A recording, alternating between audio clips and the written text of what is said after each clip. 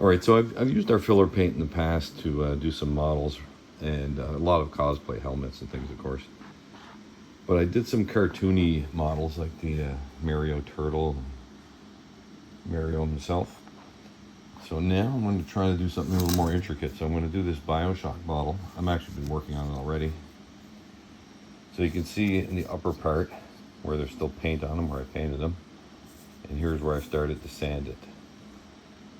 So this guy was just full of layer lines everywhere. You could even see them in the horse's mane, but I'm putting some paint up into those and just sanding it a little bit just to get rid of the layer lines. And you can see the layer lines in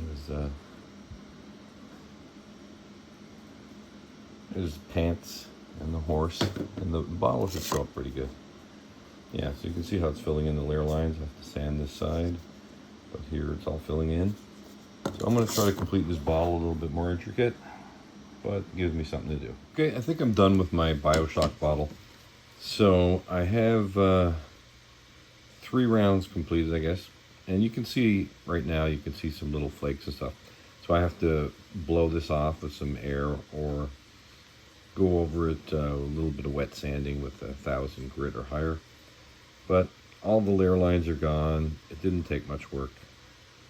Even his mane is clear, so again, just a little light sanding and blowing. And this guy's good to go, and the bottle came out pretty good. I'm going to cut in with some sandpaper around that circle just to smooth that out nice, and all the layer lines are pretty much gone. So I think once there's some paint on this, it'll look like resin. No one will know it was a FDM print. And I think I'll just end this here and maybe move on to another project. Okay, so I threw some black primer paint, I think, on my bottle.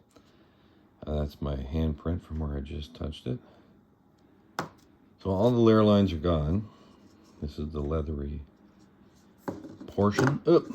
And of course, when I had this painted, I had it sitting on a painting block, and I wanted to take a closer look, so I picked up the painting block to hold it up to the light, and this fell off. So I had to catch it midair, and of course, everywhere my fingers caught it, I ruined the paint job a bit.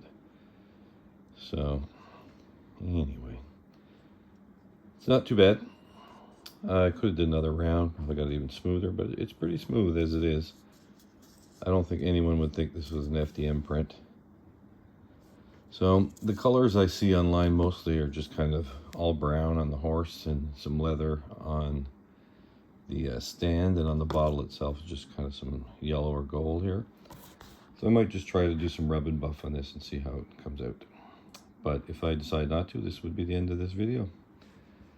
So smoothing FDM prints.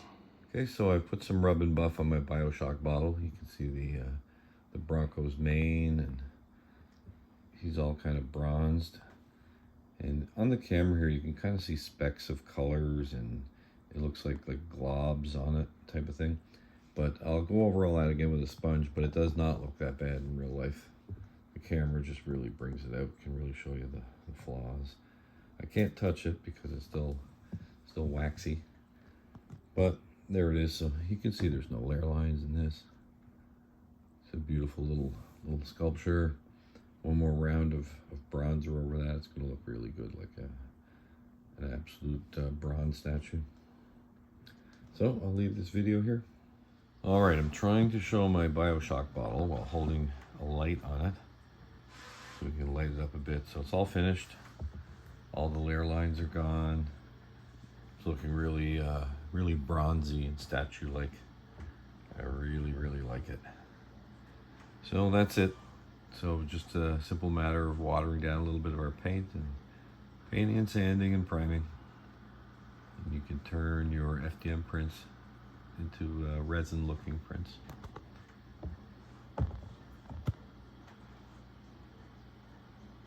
I'm going to try spinning that around. See how the other side looks. And try to get a light on them.